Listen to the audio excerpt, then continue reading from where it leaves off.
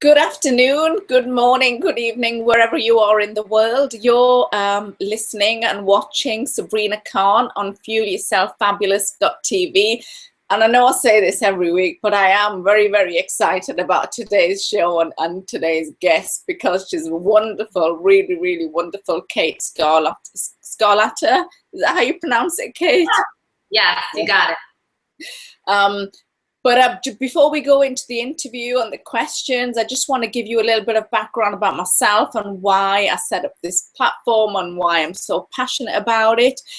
Well, my mission with the platform is really to be at the forefront of the health and wellness revolution with women, and through that process, revive the way they eat, move, think, and live. Because I do think we're living in quite a vulnerable world at the minute where disease and obesity is at an all-time high. And when I set this platform up originally, it was focusing on general areas of sort of health and wellness. But I somehow got into IBS because I realized what a big problem it is. Here in the UK, in America, sort of worldwide, as many as 15 to 20% of people suffer from it. And I myself had it all my life, and through some dietary and lifestyle changes, I managed to heal it. So yeah, it's a topic I'm really passionate about and interested in. And remember, this is a live show and you can ask questions. So if you go right to the bottom of this page, you can ask your questions and Kate will answer them for you. But yeah, straight into the show. Kate, I'm so glad to have you on. Do you want to give us a little bit of an introduction about yourself? Though I'm sure everyone knows you, but do you want to sort of tell us about your story and how you got into this? Sure. So I've been a registered dietitian for 25 years. I got in really early before people were talking up nutrition to the degree they are today. And halfway through my career, I developed kind of a fluky scar tissue issue. I had had an ovarian cyst removed when I was 18, and the scar tissue wrapped around my intestine when I was 3 months pregnant with my second child. And this required immediate surgery, and I lost 6.5 feet of my small intestine. And I was very grateful that I was in the nutrition field. My child is now a senior in college, so he managed right through the surgery, thankfully. But it really sort of propelled me into the area of nutrition and digestive health. And when I stumbled upon the low FODMAP diet in the literature, it really, some bells went off personally for myself, because I was malabsorbing carbohydrates just due to the fact that I've had a major resection, and started implementing the diet for myself and found that it was extremely helpful. And then started working with patients with IBS, and one by one, it was just amazing. Patients were feeling better than they have in decades, and the diet just was so exciting to implement, and my practice just became more and more filled with these patients seeking my advice and guidance. And now that's all I do is IBS and nutrition therapies primarily, really, and it's been the most rewarding work that I do. So that's my story. I'm also an author. I've done a number of books, which I'm very proud of. Most recently, Reader's Digest, I published a book with them, and it became a New York Times bestseller. And that diet book was really geared for weight loss, so people that needed to lose weight, but also had overlapping GI distress. And it's done very, very well, and it's a book that I'm proud of. Oh, brilliant. I'm just in the process of finishing my book as well. I'm writing a book as well, Kate. Awesome. Yeah. That's So what is the FODMAP diet, Kate? What is it, and how did it come about? So it came about, Sue Shepherd and a group of researchers from Monash University down in Melbourne, Australia, put together some studies looking at a group of rapidly fermentable, so create gas, fermentable by gut bacteria, sugars into one group, and started some research looking at reducing them in the diet. for patients. Their first interest was looking at, Sue Shepherd has celiac disease, and from what I gather was interested in patients that were on the gluten-free diet but maybe didn't have full arrest of their symptoms. So the Monash University group really has pioneered this diet and have done the bulk of the studies looking at it. But basically, FODMAPs are a group of very small chain carbohydrates, and because they're small, they're osmotically active. So they pull water into the small intestine. They're also, as I mentioned, rapidly fermentable, so they're fast food per se for gut microbes.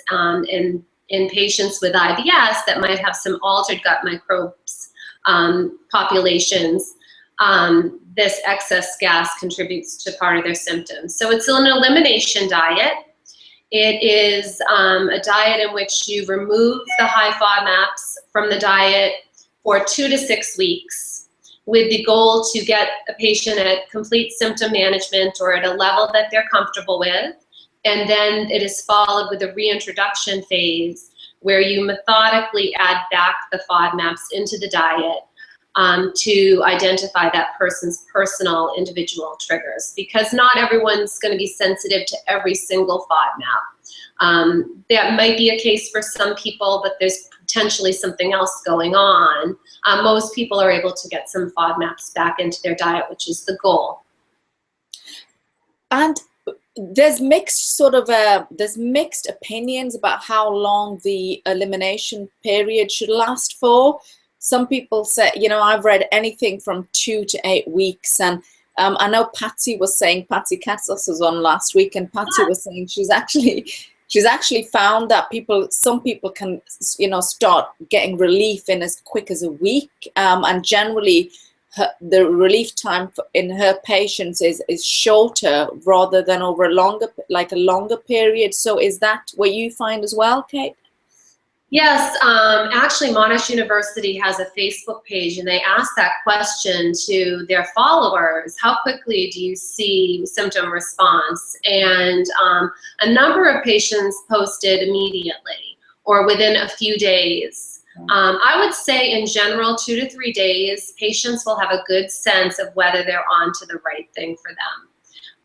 There are some patients that maybe might not be following it correctly initially, and then they kind of figure it out. So they might be a little bit later responders. So I don't have patients give up after 2 to 3 days if they don't notice any improvement. I find patients with diarrhea predominance tend to notice symptom improvements sooner, but those with constipation, the bloating is a big problem. They may as well notice the bloating reduces significantly off the bat. But the research that Elma Helmos did that was published, she's one of the Monash researchers. She did a study that was published in Gastroenterology last January, and they found that most patients responded within 7 days, you know, to their maximum benefit within 7 days. I guess it's better having a shorter period than a longer period, so then you can start, it's better to start reintroducing and seeing the results quicker rather than later. I think so. I mean, like I said, some patients need a little more hand holding. They might, because FODMAPs are osmotically active, and when you remove them from the diet, you have less water coming into the small intestine. For someone with constipation, that might pose a problem. And so they might need a little tweaking, a little bit more fiber in their diet, and they might need a little bit more modifications to get them to where they need to be. But shorter is always better because we want patients to have a liberal diet as possible.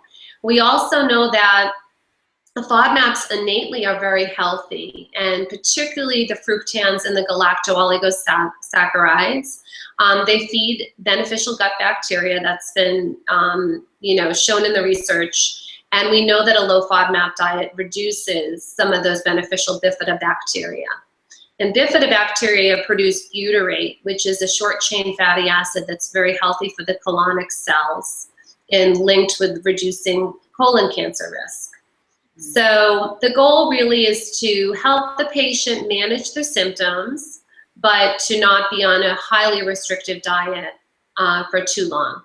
Yeah, very early on, I had Marianne Williams from the King's College, who's a FODMAP registered dietitian, and she made that point over and over again. Part of this diet is the reintroduction. Part of this diet is the reintroduction. So for people who are on it for a long time, you know, for a year or 6 months, it's a total no-no. Exactly. And it's hard because some patients feel the best they've felt in decades, really. Yes. And I do see that. Their stomach feels so calm. You know, in the pre-warm-up part of the show, I was mentioning how one of my patients just gave me a big hug yesterday and said, this has been the biggest life-changing moment in decades for me. Wow. And she can function. She's a nurse, and she was really debilitated during her workday and no longer experiences that. So it sometimes is challenging to get patients to be ready to reintroduce when in the first time in years they feel better. But, you know, just a gentle challenge. They don't need to eat, you know, 2 pounds of onions or, you know, just a little bit, just to kind of see where their line in the sand is as far as symptom management and triggering symptoms. Yeah, because I've heard sometimes when some people have been on the elimination phase, even a teaspoon of honey for the fructose challenge can set them off so badly. Exactly. You know, and in a situation like that, I always wonder about bacterial overgrowth, because when they're super sensitive to small amounts of honey or small amounts of FODMAPs. There is the potential that their bacteria from their colon has creeped up into their small bowel and contributing to their picture. So in those cases where those small amounts of FODMAPs really set someone over the edge, I usually recommend that they're screened for bacterial overgrowth in the small intestine. May not be the case, but it often is. And you know, the thing is, I went to my gastroenterologist and I said to him, I want to have a test done for SIBO, and he just point blank refused. He's like, no, I don't think it is, but I'm sure certain FODMAPs like, so how would you know if you need to go for a SIBO test? Like, what are the biggest indicators, Kate? Because that's another area you specialize in heavily. Yes. I think the two really, well, maybe 3 red flags, but bloating, significant bloating. You know, when patients tell me they are, you know, 5 to 9 months pregnant at the end of the day, their belly really distends by the end of the day. That's typically a fairly big red flag for me. When they experience symptom exacerbation, when they eat something with FODMAPs fairly soon after they eat, 15 to 30 minutes. That to me, the food is probably likely in the small bowel, and it has and it's not to say that it definitely is small intestinal bacterial overgrowth. As I mentioned, first of all, people with IBS have very sensitive guts, and if they have something malabsorbed in their small bowel, they're pulling in a lot of water, and they could be sensitive to just that water being there. It might not necessarily be fermentation from bacteria that are in an area that don't belong. But typically, you'll see food sensitivity, you know, significant food sensitivity, inability to add any of the FODMAPs back into their diet, symptoms within 15 to 30 minutes, severe bloating, and often, and not always, but often, patients will experience, you know, loose stools. They often have a little fat malabsorption because in bacterial overgrowth, the bacteria render the bile inactive, and bile's job is to help you digest fat. So patients might experience more loose stool or fat malabsorption in their stool, and that might be another indicator that I would want to send them for the breath test. And what if your doctor just categorically refuses to send you for it? Well, if they can't, you know, I'm not sure how that would work in the UK. Here in the US, patients can opt to, you know, switch their doctor. They can do a home kit. There are companies that offer home kits, glucose breath tests that they could do. The problem is if it's positive, they need a physician to help treat that. Some patients will work through their primary care doctor if they have an established better relationship than maybe someone that they see as a specialist and don't. Bacterial overgrowth, you know, there's definitely some controversies around it as well. The testing isn't perfect. It's not standardized, the validation, it's just not where it needs to be. There needs to be more research, but I definitely have seen patients that have done really well with treatment after bacterial overgrowth treatments are done. And I've had bacterial overgrowth myself because I don't have, due to the surgical resection, I lost the doorway between my colon and my small intestine, and that increases my risk. So individuals with Crohn's disease that maybe have had surgical resections and do not have their ileocecal valve, again, that might be another red flag that I would put on my list of could this patient have small intestinal bacterial overgrowth as well. Brilliant. So that's some really good tips that you've shared about other things that might be contributing or causing symptoms. So can SIBO, does it just cause symptoms of IBS, or can it cause IBS? Is that one of the reasons for IBS? Because I know, like you said, it's still a controversial kind of area, and there's a lot of research being done in it. So the symptoms for bacterial overgrowth and IBS really mimic one another. Yeah. So whether it's small intestinal bacterial overgrowth or, you know, do you really have IBS? You could certainly have both of them, and that's the reason. So IBS is a motility disorder, and if your small bowel isn't cleansing itself adequately, it's certainly allowing bacteria, has the potential to allow bacteria to overgrow. A lot of individuals suffer from post-infectious IBS, and that would be IBS that was developed after foodborne illness. That is, you know, definitely associated with some bacterial overgrowth. Those post-infectious events can lead to small bowel paralysis, partial paralysis. So if your small bowel isn't cleansing itself very well, then bacteria certainly could grow. And that might get better over time for some folks, or it might still be that their small bowel isn't cleansing itself and they'll be a little predisposed to having bouts of small intestinal bacterial overgrowth. So it's definitely worth, if you're seeing symptoms straight away when you've eaten a FODMAP or you're having a lot of loose watery stools, it's definitely worth getting it checked out. So yes, or discuss that with your healthcare providers so you can together decide if it's something that makes sense for your clinical picture.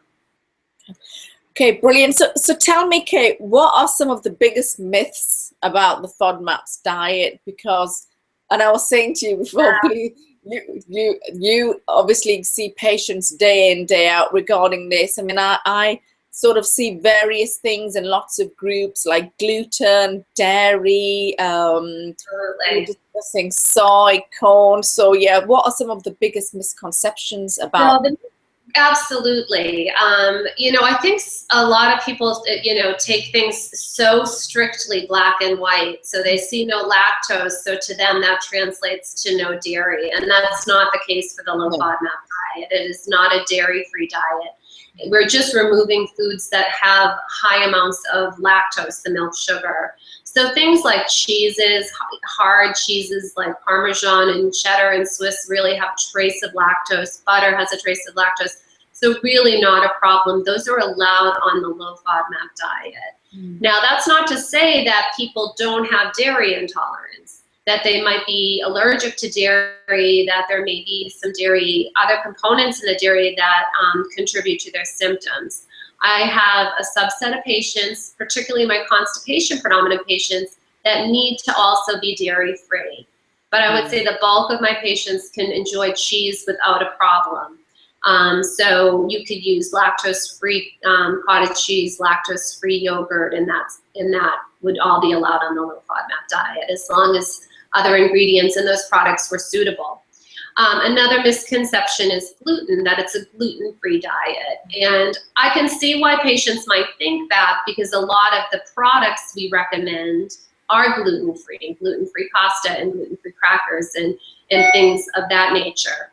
But it's the reason we recommend gluten-free products is because there's an overlap. FODMAPs, the wheat, the barley, and the rye have fructans, but they also are sources of gluten.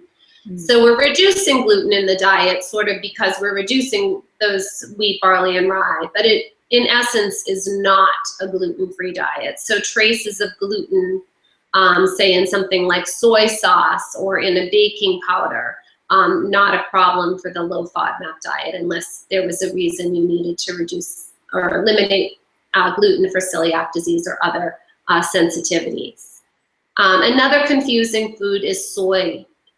And that's because the whole soybean is a source of GOS, galacto-oligosaccharides, but things like soybean oil would not have that fiber. So, you know, GOS is a water-soluble fiber. If the product has soy, but it doesn't have that fiber component, it shouldn't really be a source of FODMAPs. So if you found a soy milk that was just made with soy protein, that should be fine.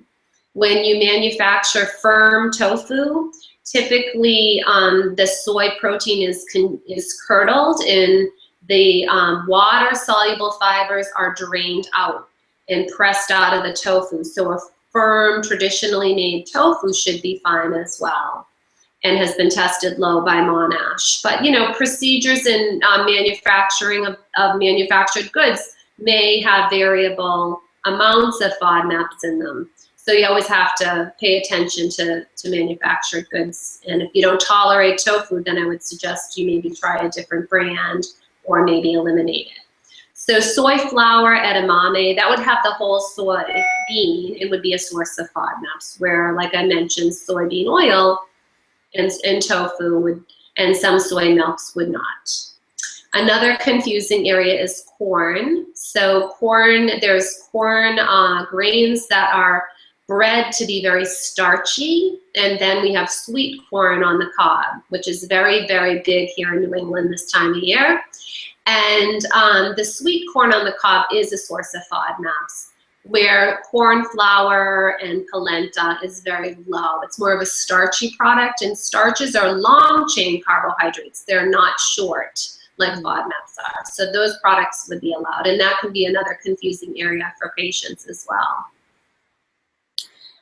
And another something that I've read, sort of mixed views, mixed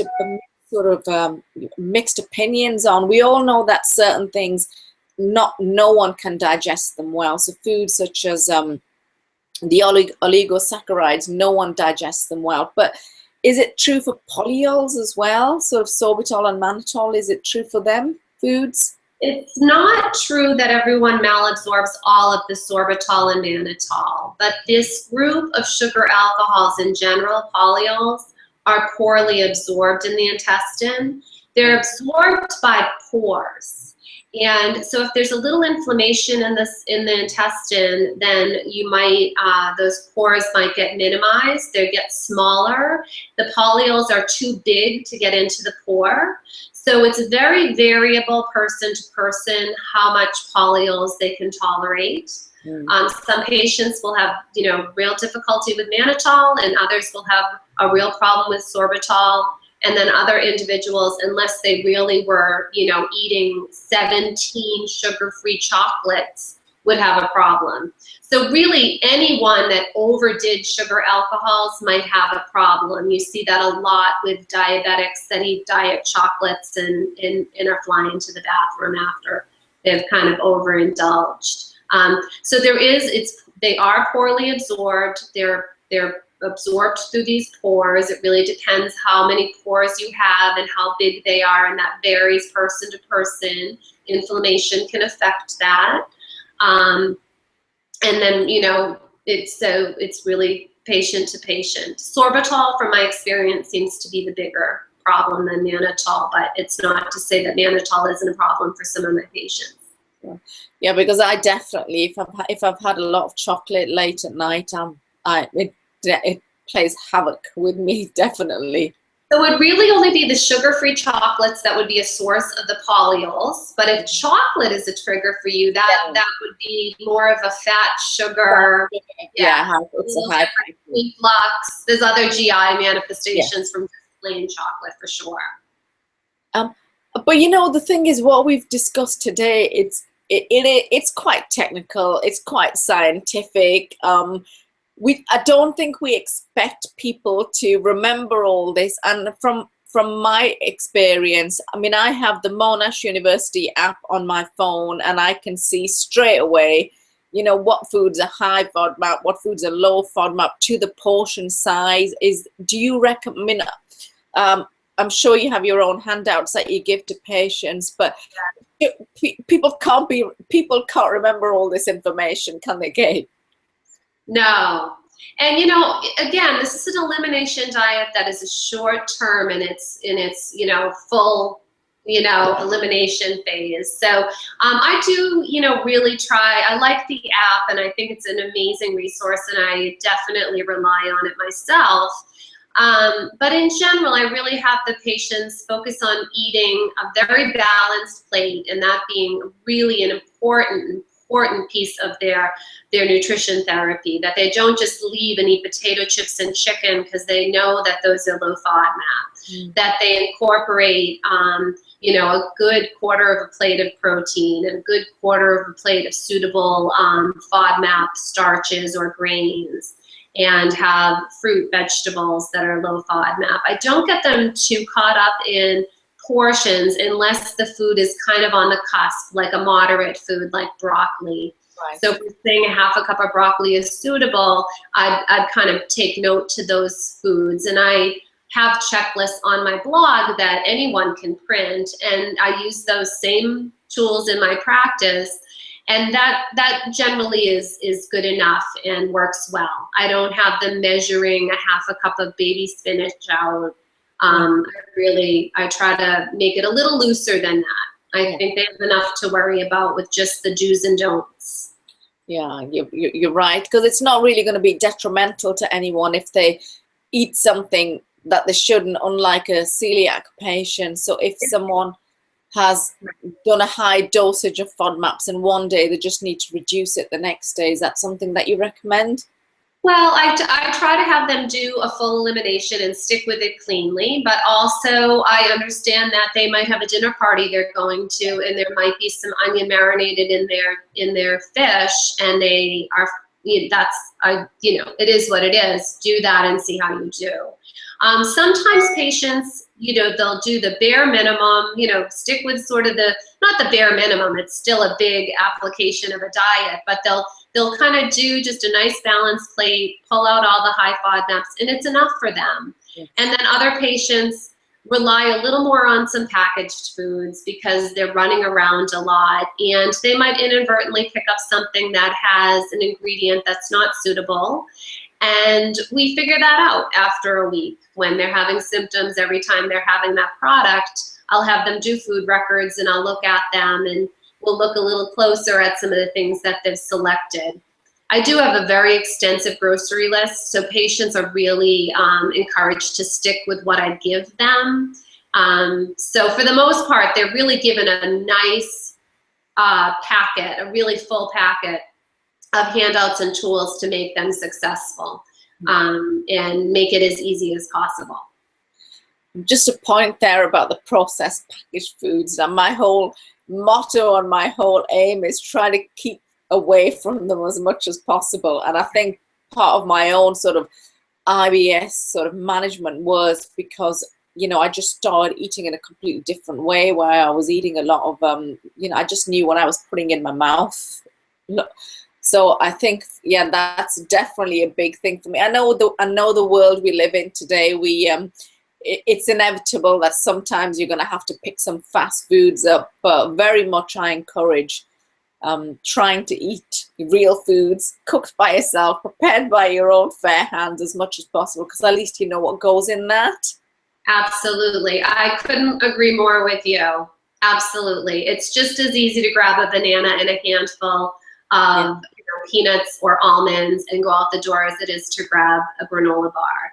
Yeah. So just to try to stick with foods as close to nature as possible and with less additives, absolutely is the goal. And tell me, Kate, why are some dried fruits listed as high FODMAPs, going back to myths and truths, and then the same fresh portion is low FODMAP? Right, I know. And when we started seeing that research, it was, because FODMAPs is funny. You think you could take food, I have a degree in food science. I would understand all of this, and it's sort of, you can't always rely on what seems to be logical. You would think if you had 20 grapes that drying 20 grapes, then 20 raisins should be okay. And sometimes that doesn't really add up quite like that.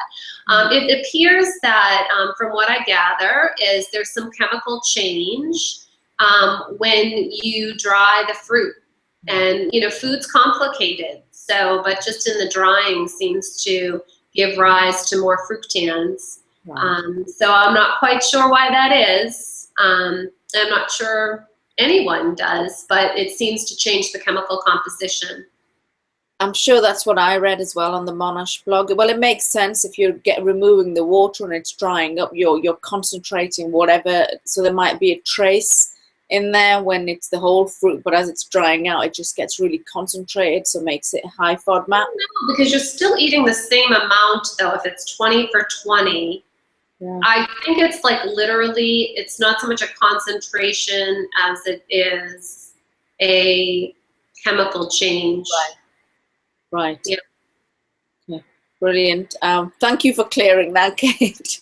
Sure. No, I know it is confusing for patients, for sure, and dietitians.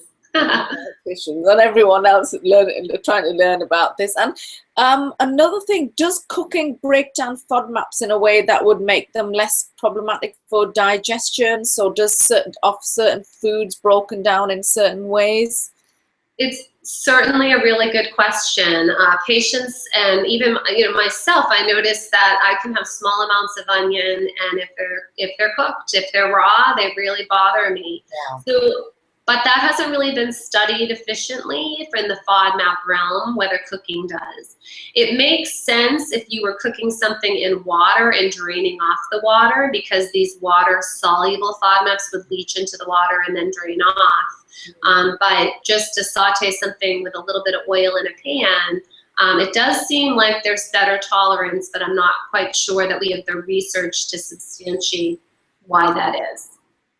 I'll tell you what's interesting in sort of the Asian culture. We, if we're ever going to have raw onions, we'll actually put salt on them. So that has it's an osmotic effect. So it actually draw out all the, is it the fructans in the onions? It will draw. When water comes out, there are some fibers that can leach out. So that's interesting. Yeah, and it makes them a lot more palatable. It just, then combined, it just makes them a lot more palatable. So I can actually onions with some salt on them and then washed, so left for 15, 20 minutes and then washed are a lot more palatable than just raw onions. That's very interesting. That needs to be looked at. Yeah, I wonder if they'd leach out a little bit, the fructans. Yeah, very interesting. So is there any other, before we sort of finish off and start taking some listener questions? Remember, this is a live show and you can leave the questions at the bottom of this page and Kate can answer them for you. Is there any other things that you see, sort of misconceptions that you see or read about a lot, Kate?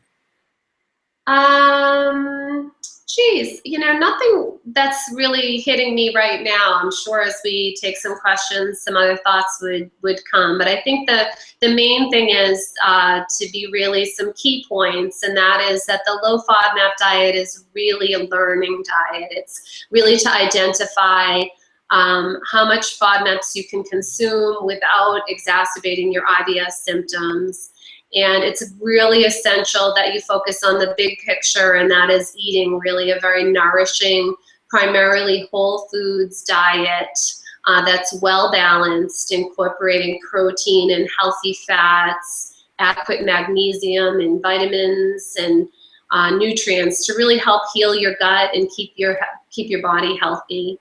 And to work with a dietitian if you can, because there's just so much nuances associated with this diet. And I know in my practice, have been doing it now for several years, that we have the tools to really make this diet and its application a lot easier than it needs. You know, a lot of patients try to do this on their own and get frustrated. And you know, we've figured out the ins and outs to make it easier for you. So try to work with a dietitian if you can. And do you find that it works better for IBS-D or IBS-C patients? I know we sort of did touch on this. Yeah. But generally in your practice, where do you have the best kind of results? It's a really good question, because I do see with the IBS diarrhea predominant patients just a little bit more of an overlap with the bacterial overgrowth. I would say my practice is interesting. I probably have 80% of my patients are constipation predominant. Oh. So they do get so much benefit from the low FODMAP diet. So I know my IBS-D patients are going to feel better. I always feel really confident that they're going to come back feeling like really better. And the IBS-C, I know that diet is a component. I know that it'll help their bloating, but usually there's something else we've got to do. And that might be a bowel regimen where we get a little magnesium, or we might try some psyllium husk or something to help just form their stools a little bit better. I've also been very fortunate to be near a very large medical center that does testing for pelvic floor dysnergia. And this is when the muscles and nerves associated with having a normal bowel movement are affected and contract instead of relax. And in that setting, pelvic floor physical therapy can really be quite helpful. And so if I have my patients that have been shown to have some of this dysnergic effect and also are on the low FODMAP diet, that combination therapy can be really life-changing. So I always tell patients, low FODMAP diet is often a piece of their puzzle, but it might not be their complete puzzle. And it might be, and that's great if it is, but don't give up if you only notice some improvements. Work with someone that's knowledgeable in digestive health that can also look at some adjunctive therapies that can get you to where you want to be in life from a symptom management perspective. Yeah, makes sense. And because we were discussing before we came on air that you've got a blog, and it started off as kind of a lifestyle blog, and we were just discussing how important lifestyle and stress management totally is for patients like this. So I mean, do you ever see people where just, you know, if they start getting engaged in certain activities where they're reducing the stress levels and you know, the symptoms start getting much better, or they disappear? Do you ever get that at your practice? Absolutely. Again, I think it's often it can be a bigger component for some patients than others. It really depends, but certainly you know, meditation and walking and exercising and getting out in nature and living a well-balanced life so that you're doing something for yourself. IBS affects more women than men, and women by nature are nurturers. We take caretakers. So we're putting so much effort and time into raising our families and caring for our elderly parents, and sometimes forget that we need to take care of ourselves as well. So focusing a little bit on self-care. Clinical hypnotherapy has been hugely successful in my practice, particularly when my patients have a lot of overlapping anxiety or fear around food. When food hurts or causes you to be embarrassed or triggers debilitating symptoms, it's extremely stressful, and we have to be careful about a patient developing an eating disorder, which, there's a lot of overlap with IBS and eating disorders as well. So, getting patients to have, or getting yourself the help that you need so that your mind, your body, and your gut are all working together for the best outcome is really important. Yeah, this is something I'm learning a lot of in my health coaching course. It's very much as primary foods. You've got secondary food, which is the food, but it's the primary food. What else is going on in your life? The joy, your relationships, your finances, your excitement. What else is going on that's causing symptoms of certain things? So that's a very good point there. Absolutely. And one thing, when you're stressed, your small bowel tends to get tight and not really empty and cleanse itself. So, deep breathing and relaxing, because if your small bowel isn't emptying and cleansing, bacteria and food remain there and start growing and feeding off the food that's left there. So you really want to relax so that your body can do that cleansing wave. A lot of people hold their tension in their gut, and it's a muscle, and you need to relax it and breathe and focus on that as well. So I really look at it as really a big picture. It's not just one thing that really plays a role here often. A lot of patients want to focus 100% onto the diet because it's a controllable, but there's other controllables too. And so it's important that you really have a coach or have a health professional that can help really look at all those different controllable areas and try to maximize them so that you can have the greatest success going forward. Brilliant, brilliant. I've got a question coming in. I've got a question from Jag. Jag says that she loves fruit, but understands that some of it is high FODMAP. So does she need to restrict her portions of, can she have food, small portions throughout the day, different portions? How can she get a fruit intake in and not get symptoms? Absolutely. So I tend to be very sensitive to having too much fructose in my diet as well. I think that's partly due to surgical resection. So what I do is just smaller amounts and stick with the low FODMAP fruits. So instead of maybe doing a half a cup of blueberries, maybe do a couple tablespoons of blueberries and see how you do. Half a kiwi with lunch and a half a banana with dinner. And then try to titrate up those portions to see if you have a little bit more wiggle room. Ideally, you're looking to get 2 to 3 pieces, serving size portions of fruit a day. So, if you have fruit 4 times a day, but it's half portions, that might work well for some folks that are particularly sensitive. Okay, brilliant. Great, that's good. So just spread it out in different portions. Absolutely.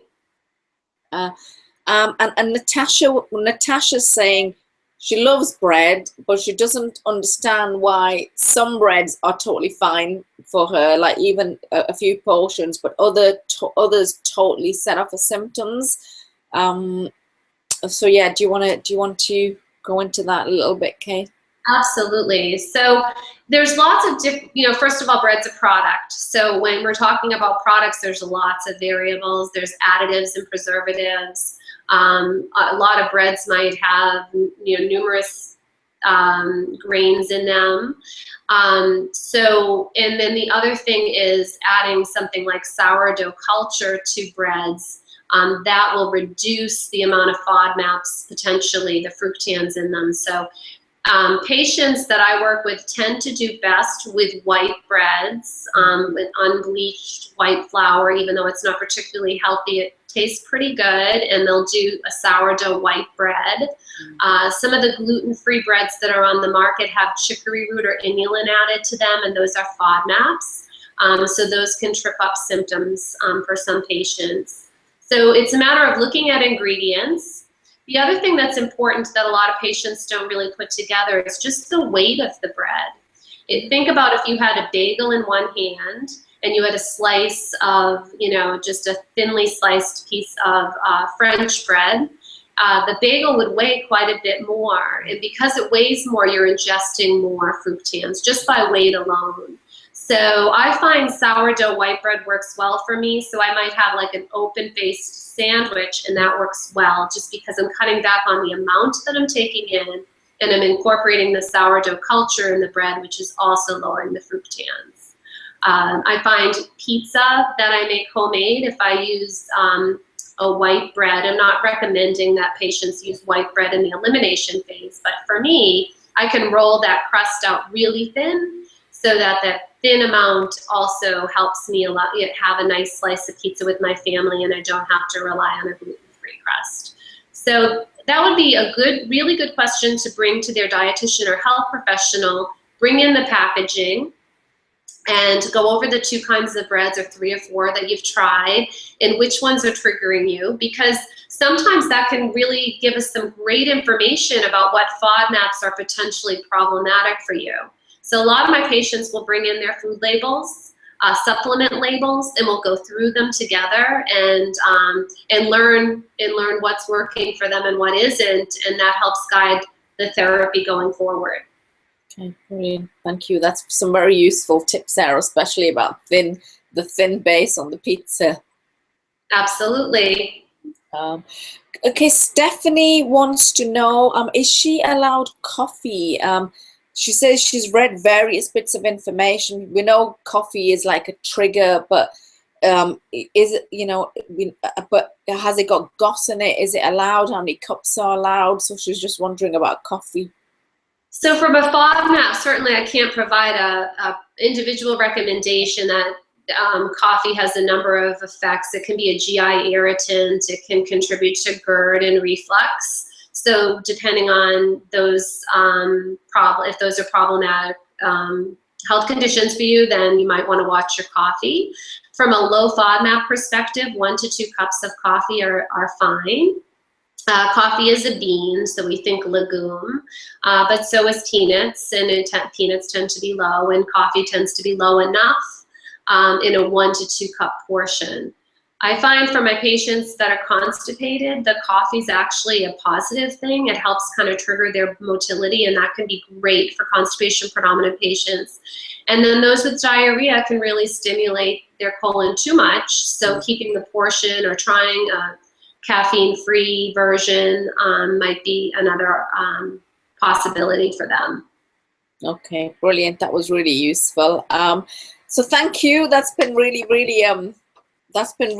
helpful, Kate. And as this is fuelyourselffabulous.tv, is there one bit of advice that you'd want to give our listeners or viewers to help them fuel themselves fabulous? It can be anything: food, holistic, lifestyle. You know, it's all about balance, and just, you know, we're here on this planet for such a short time, and really just try to do things that bring joy to your life, and find the right balance with eating foods that you enjoy, but foods that also enjoy you back, and listening to your body, sticking with foods. It's not more than one sentence. Just stick with foods really in their more natural form as much as possible. What I say is stick with foods that have been, and this is actually, well, this is not my phrase, it's Dr. Chutkan's. She's just wrote a book, Gut Bliss, foods that are plucked from a tree, swam in the river, grazed on the earth. Yeah, so, yeah, picked from the soil. So yeah, we're all thinking the same here, Kate. Absolutely, yes, definitely. And how can our listeners and viewers get in touch with you? Should they want should they want to? I mean, I know you've got a very, very resourceful blog, and you've got some great tips and recipes. Absolutely. So a great way to reach out to me is through my blog, which is blog.katescarlata.com. It's blog.katescarlata.com, and I'm on there all the time and try to take as many comments as possible. So that's a great way to reach me through my blog or website, which are linked together. Should you have any further questions about low FODMAP living or yourself. I can't give individual recommendations, but if you have general questions about the diet, I'm happy to help you.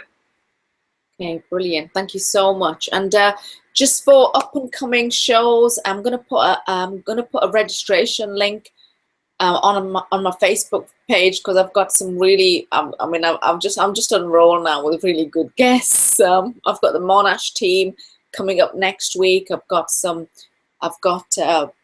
people from the IBS network. So, and we're just covering some really good topic areas. Awesome. So I'm going to put a link.